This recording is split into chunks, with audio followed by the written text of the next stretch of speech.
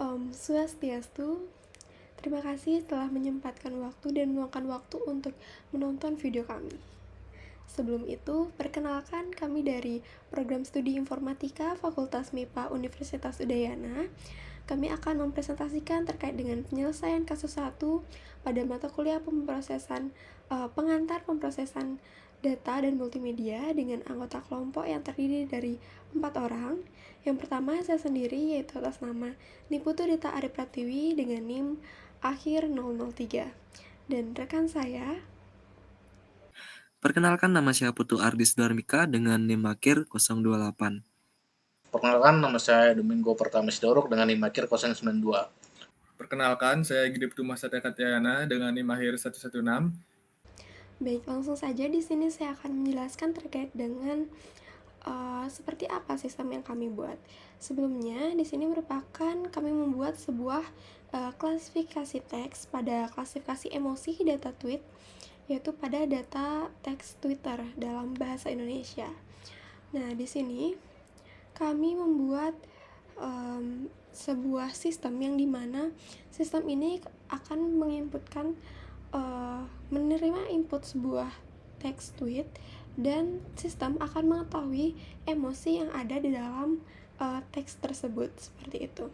Emosi di sini terdiri atas 5 kategori, ada anger, sadness, fear, happy, dan juga love, seperti itu. Nah, yang pertama di sini untuk programnya itu sendiri, kami yang pertama melakukan sebuah import library. Selanjutnya kita melakukan data acquisition, yang dimana data acquisition di sini kita mengambil data dari GitHub. Data saja di sini bisa diklik untuk melihat lebih lengkap, dan juga dibagi menjadi 5 kategori seperti anger, happy, sadness, fear, dan juga love. Nah, di sini kita menampilkan terkait dengan data yang udah kita ambil sebelumnya. Dan sini datanya sudah cukup lumayan bersih, tapi tentunya perlu melakukan tahap-tahapan untuk melihat tahapan lengkap dari pemrosesan data itu sendiri, seperti itu. Nah, yang pertama di sini menampilkan terkait dengan data yang kami ambil. Selanjutnya yaitu melihat data info dari dataset yang kita ambil, seperti itu. Dan di sini terdapat 4.401 label dan juga 4.401 tweet, seperti itu, dengan objek yang tidak ada kosong, seperti itu ya. Dan juga di sini akan menampilkan terkait dengan berapa sih jumlah tweet dari setiap labelnya, seperti itu. Nah, adapun di sini untuk marah ada 1.101 tweet, happy ada 1.017 tweet, sadness ada 997 tweet, fear ada 649 tweet, love ada 637 tweet. Nah, terlihat di sini bahwa jumlah data yang kurang seimbang, seperti itu. Tapi tidak kenapa, kita akan melanjutkan ke tahap visualisasi untuk menampilkan sebuah semacam diagram, seperti itu.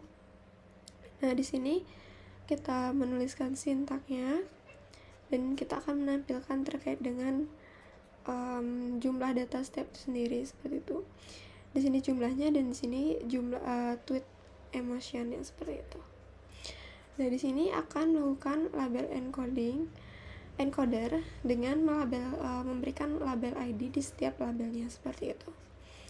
Nah, selanjutnya di sini kita melakukan text preprocessing. Nah, text preprocessing itu sendiri akan terdiri dari beberapa tahapan. Seperti yang pertama, kita melakukan case folding. Nah, case folding itu sendiri di sini kami yang pertama melakukan sebuah sintak ataupun kode yang dimana dapat merubah kalimat menjadi huruf kecil. Yang kedua, menghapus URL dari kalimat. Yang ketiga yaitu menghapus angka dari kalimat. Dan yang keempat, menghapus tanda baca. Nah, seperti terlihat dari data kita sendiri, yang dimana sebenarnya data kita itu sudah bersih, yang dimana sini udah nggak ada URL-nya. URL-nya udah diubah seperti ini. Nah, seperti itu. Untuk selanjutnya kita akan melakukan print untuk membandingkan dari raw data sampel yang kita punya dengan case folding yang sudah kita buat seperti itu. Nah, di sini kan ada sintak yaitu untuk menghapus tanda baca. Nah, di sini ada tanda baca seperti juga biar teman-teman juga membayangkan titik seperti itu, titik dan juga komanya sudah hilang di hasil dari case foldingnya itu sendiri. Nah, selanjutnya yaitu di bagian word normalization, yang dimana kita akan melakukan normalisasi terhadap kata-kata seperti di data tweet semua ada yang double hurufnya tidak sesuai dengan kata baku aslinya seperti itu. Nah, di sini kita akan menampilkan terkait kamusnya, dan juga di sini terkait dengan fungsi dari melakukan teks normalisasi itu sendiri. Nah, selanjutnya di sini kita akan menampilkan terkait dengan contoh data dan juga hasil word normalisasi itu sendiri.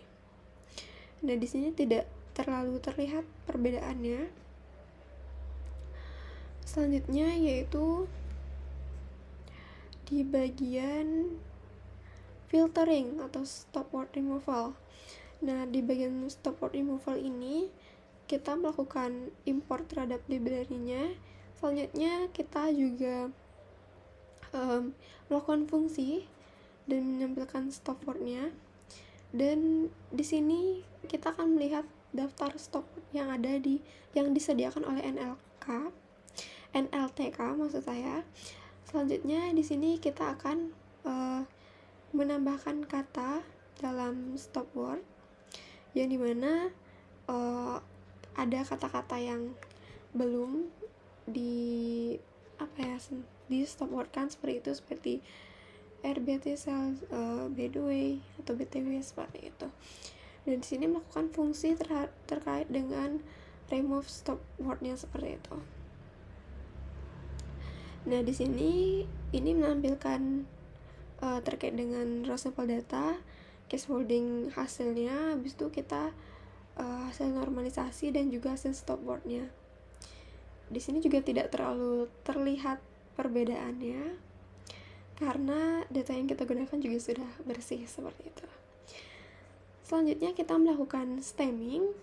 Stemming yaitu dengan merubah kata menjadi kata dasar seperti itu. Kita melakukan import terhadap library-nya lagi, yang dimana di sini terkait dengan fungsi stop word-nya dan juga membuat fungsi untuk stemming bahasa Indonesianya. Dan di sini kita menampilkan terkait dengan case folding, stop word removal dan juga teks hasil stemmingnya seperti itu. Nah, di sini akan menampilkan terkait raw datanya. Yang pertama kan masih banyak ya, masih ada angka. Ini penulisan gara-gara dikasih angka 2 kayak gitu. Apa-apa juga. Nah, hasil dari case foldingnya juga sudah bersih, menghilangkan angka. Selanjutnya stop word removal-nya juga, dan juga hasil stemming-nya seperti itu. Tidak terlalu banyak terlihat perubahannya. Selanjutnya yaitu bagian text preprocessing pipeline.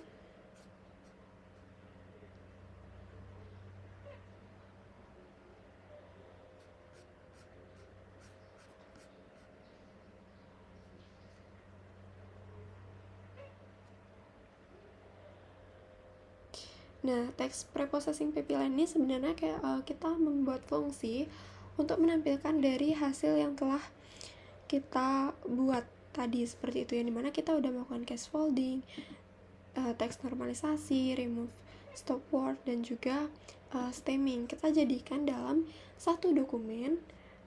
Kita tampilkan dulu di dalam bentuk seperti ini, yang dimana kita akan menampilkan terkait dengan labelnya. Habis itu ada label ID dan juga hasil dari clean text-nya tersebut. Sudah di sini sangat terlihat ya perubahannya, di mana ada tanda baca dan di clean text-nya sudah tidak ada tanda baca seperti itu. Dan juga di sini juga sudah terdapat label ID-nya. Nah, 0 untuk anger, 2 untuk happy, 3 3 untuk love, 1 untuk fear, dan 4 untuk sadness, seperti itu. Nah, di sini kami akan melakukan simpan data yang sudah dipreprocessing ke dalam file CSV, file.csv seperti itu. Kami menamainya dengan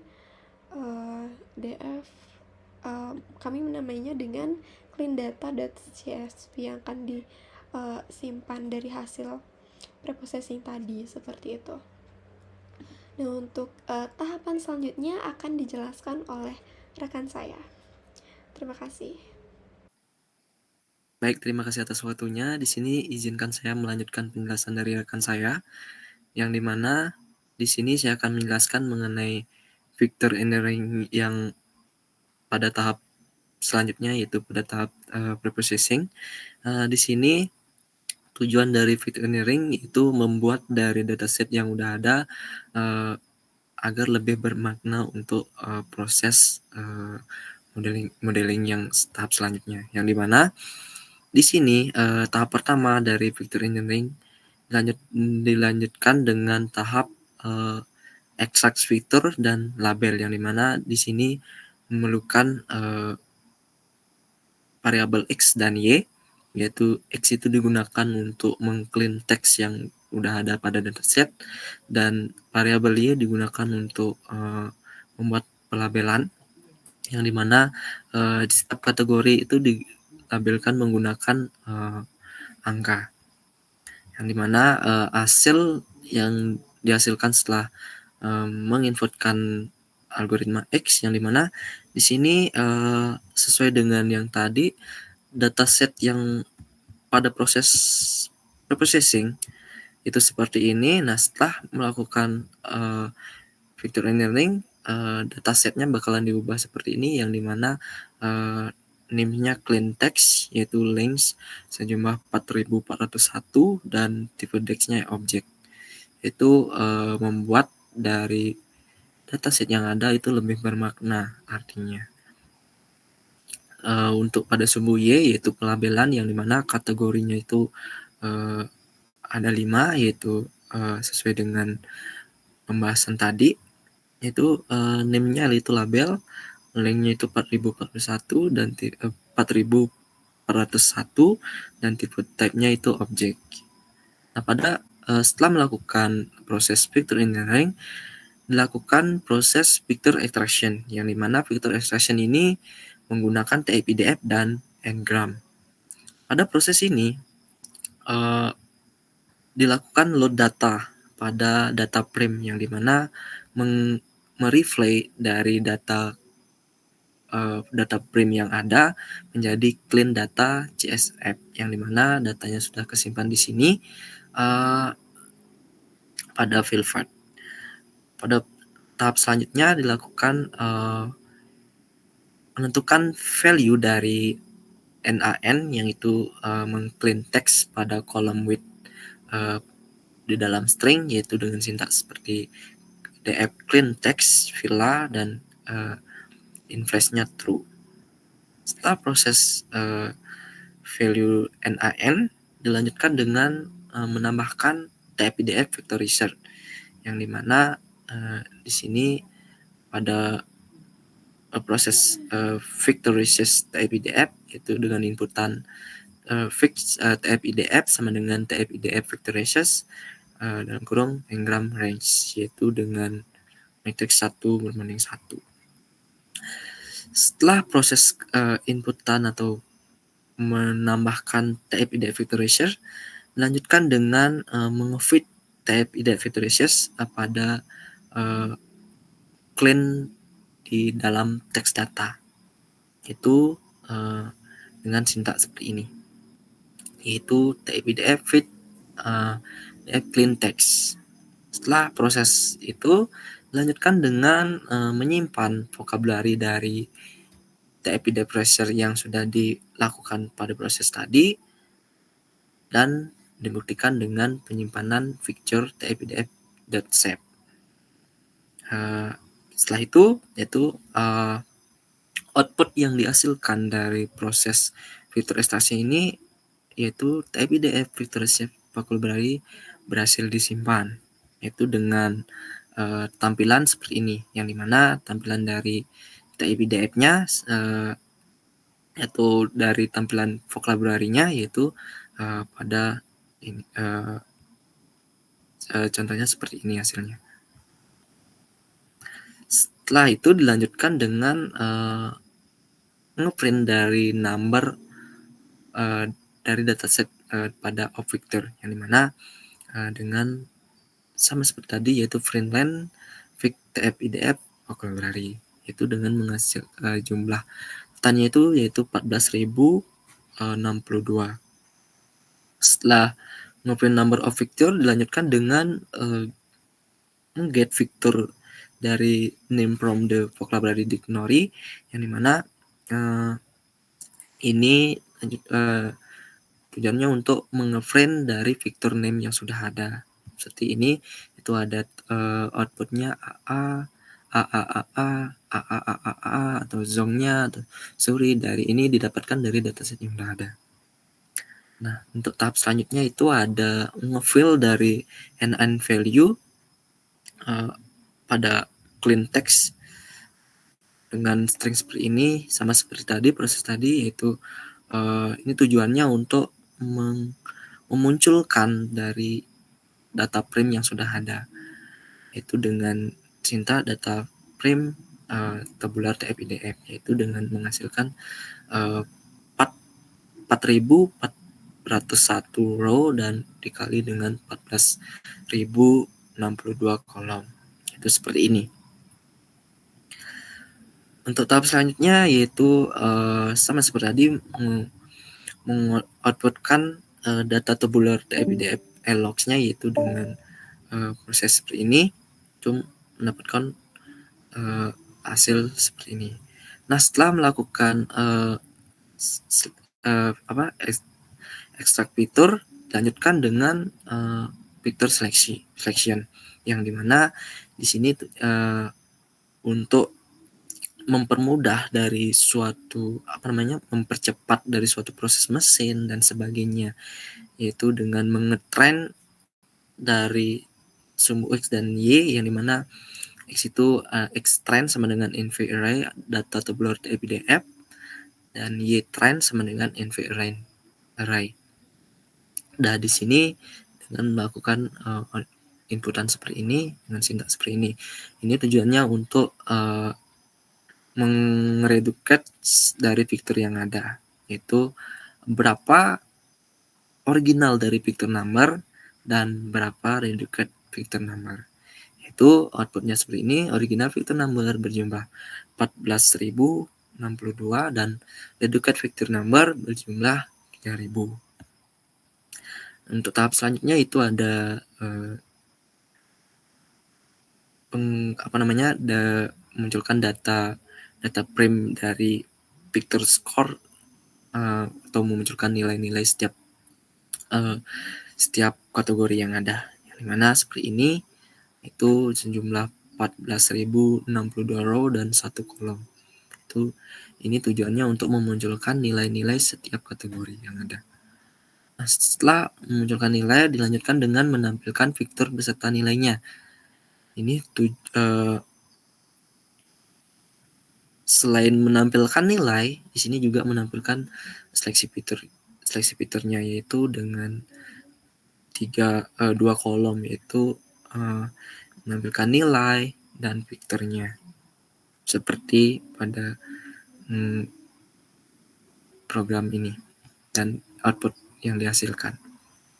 Untuk proses selanjutnya yaitu mengurutkan nilai vektor terbaik, yang dimana setelah memunculkan kita perlu yang namanya mengurutkan nilai vektor terbaik, yang dimana dengan sintaks data sort value by nilai, itu ascending parse. Itu sama seperti tadi, ini cuma mengurutkan hasil dari vektor, menampilkan vektor dan mengurutkan nilai vektor. Setelah itu lanjutkan dengan mesh dari jQuery vektornya, yaitu dengan get support. Itu lanjutkan dengan menampilkan vektor yang terpilih berdasarkan nilai mask atau nilai nilai tertinggi yang sudah diterapkan pada jQuery yang ada. Itu dengan sintaks seperti ini dan menghasilkan output seperti ini.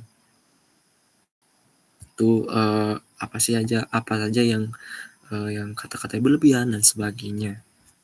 Lanjutkan dengan membuat vocabulary yang baru berdasarkan fitur yang diseleksi tadi, yang dimana dengan ini seleksi fitur for di perulangan seperti biasa. Lanjutkan dengan output yang seperti ini, yaitu setelah melakukan inputan seperti ini menghasilkan output seperti ini. Itu dengan contoh gubernur sama dengan 4277 dan seterusnya. Nah, untuk tahap selanjutnya yaitu ada menampilkan new selection picture, yaitu berjumlah 3000 seperti tadi kan, karena di awal itu berjumlah 14.062, sekarang bisa jadi 3000. Setelah proses tersebut dilakukan dengan menampilkan fitur-fitur yang sudah diseleksi. Terus ini final dari selection picture-nya, dimana datasetnya atau hasil dari seleksi fitur akhir itu seperti ini, yaitu dengan jumlah 4041 row dan 3000 kolom. Itu seperti ini. Untuk penjelasan selanjutnya mengenai modeling dengan net bias dilanjutkan oleh rekan saya. Terima kasih. Oke, pertama kita akan mengimpor modul terbaik kepada select X dan menampilkannya. Oke, selanjutnya kita akan melakukan pemisahan data training dan data testing. Bisa kita lihat situ testing size-nya 0,2, yakni data testnya itu sebesar 20% dan data trainingnya sebesar 80%. Bisa kita lihat situ ada jumlah data trainingnya. Selanjutnya kita melakukan pelatihan model menggunakan multinomial MB. Bisa kita lihat situ. Oke, selanjutnya bisa kita melakukan mengetes data inputnya. Situ harus saya sedih. Situ ada prediksinya, jika cenderung 0 maka hasilnya marah, jika cenderung 1 maka fear atau takut, jika cenderung 2 happy atau senang, jika cenderung 3 itu love, dan tidak lainnya maka sadness. Bisa kita lihat situ hasil prediksinya sadness, dan bisa kita lihat akurasinya itu sebesar 0,64. Menurut kami itu akurasinya kurang, maka kami akan melakukan modeling lagi, testing lagi. Itu kami melakukan evaluasi model dan menyimpannya dengan Picledam. Selanjutnya kami melakukan tuning dengan grid search.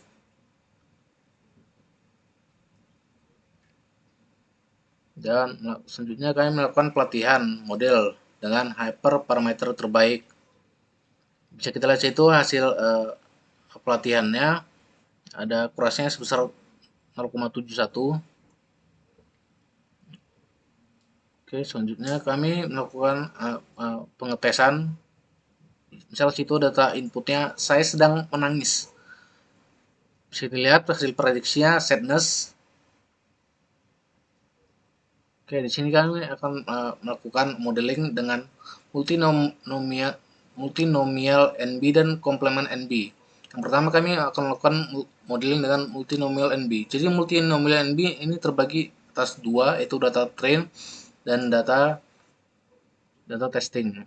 Oke, pertama data train itu setelah melakukan pelatihan data train, bisa kita lihat situ akurasinya. Akurasi yang kami dapat itu sebesar 0,90 dan data tesnya sebesar 0,94 atau 94%. Oke, selanjutnya kami melakukan modeling dengan complement NB. Jadi terbagi dua, yaitu data train dan data test atau data testing. Oke, pada data training, setelah dilakukan modeling dengan data training, Akurasi yang didapatkan sebesar 0,94 atau 0,96 atau 0,96 atau 96%. Selanjutnya pada data testing, setelah kami melakukan modeling atau testing, bisa kita lihat situ akurasi yang kami dapat sebesar 0,99%. Oke, sekian dari saya. Oke. Selanjutnya kami menyimpan modeling tersebut pada Pickle. Oke, selanjutnya akan dilanjutkan oleh teman saya. Sekian, terima kasih. Di sini saya akan menjelaskan tentang desain dari Streamlit-nya. Yang pertama itu import library yang diperlukan. Lalu di bawahnya itu terdapat fungsi untuk memuat dataset. Yang lalu jika terjadi kesalahan akan menampilkan pesan kesalahan yang menunjukkan bahwa filenya itu tidak ditemukan di path yang ditentukan. Lalu itu untuk di bawahnya itu untuk mendefinisikan jalur atau path-nya ke datasetnya. Lalu setelah itu dataset itu akan dimuat, dan jika filenya itu tidak ditemukan, DF-nya atau data frame-nya akan bernilai nol atau kosong. Setelah itu akan memeriksa apakah datasetnya berhasil dimuat dengan memastikan bahwa DF-nya tidak bernilai nol atau kosong. Jika datasetnya berhasil dimuat, kode tersebut melanjutkan dengan mengencode kolom label menggunakan label encoder. Nah, hasil encoding ini disimpan dalam kolom baru label _id.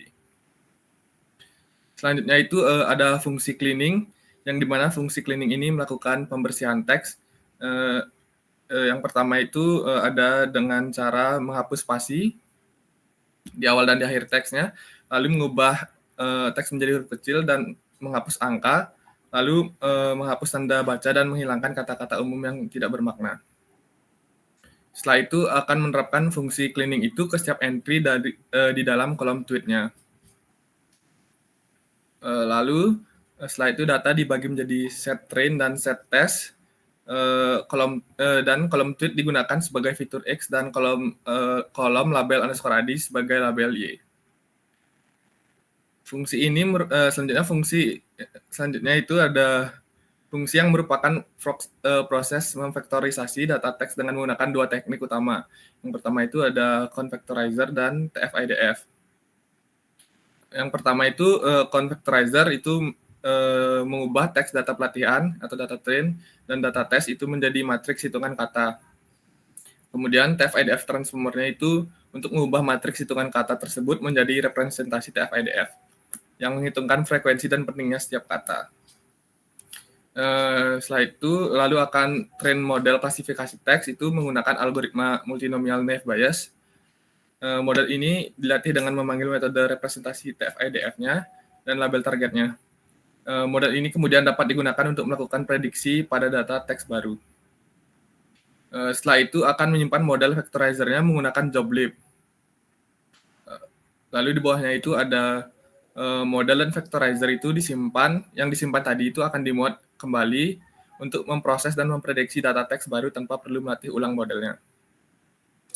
Yang terakhir itu ada fungsi dari Streamlit-nya, yang dimana fungsi ini menampilkan antarmuka pengguna untuk klasifikasi emosi tweet di Twitter.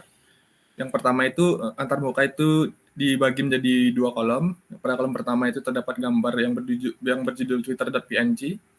Pada kolom kedua itu ada judul aplikasi klasifikasi emosi tweet di Twitter yang ditampilkan sebagai judul halaman. Dan ketika tombol klasifikasikannya itu ditekan, dan jika ada inputan dari pengguna, teks tersebut akan diproses terlebih dahulu menggunakan fungsi cleaning, yang dimana kemudian akan diubah menjadi vektor TF-IDF menggunakan convec dan TF-IDF. Lalu model multinomial NB yang sudah dilatih digunakan untuk memprediksi emosi dan probabilitasnya. Hasil prediksi itu dipetakan ke label emosi dan probabilitasnya. Lalu jika ada label yang tidak ditemukan dalam emoticon _dict itu akan bertuliskan pesan error. Lalu selanjutnya untuk menampilkan label emosi dalam emoticon dan probabilitas prediksi itu, probabilitas ditampilkan dalam bentuk grafik batang menggunakan alter, dan data probabilitas yang kemudian digunakan sebagai probabilitas. Jika tidak ada inputan dari pengguna, pesan untuk memasukkan teks akan ditampilkan. Nah, baik, kita langsung saja ke demonya. Berikut merupakan hasil dari antarmuka sistem kami. Langsung saja di sini kita akan masukkan langsung teksnya. Langsung kita tekan klasifikasikan. Nah, di bawahnya itu kan muncul dari prediksi emosinya, itu bisa dilihat di layar. Itu prediksi emosinya itu adalah bahagia, dan sampingnya itu dapat emoticon. Lalu di bawahnya itu ada tabel dari probabilitasnya, bisa dilihat di sana. Yang tertinggi itu adalah bahagia di 0,5, dan di bawahnya juga terdapat grafik batang juga, bisa dilihat di sana. Grafik batang bahagia itu paling tinggi, yang berada di probabilitasnya berada di 0,5. Mungkin sekian yang dapat kelompok kami sampaikan. Apabila ada kesalahan, mohon dimaafkan. Kita tutup dengan Pram Santi. Om Santi Santi Santi Om.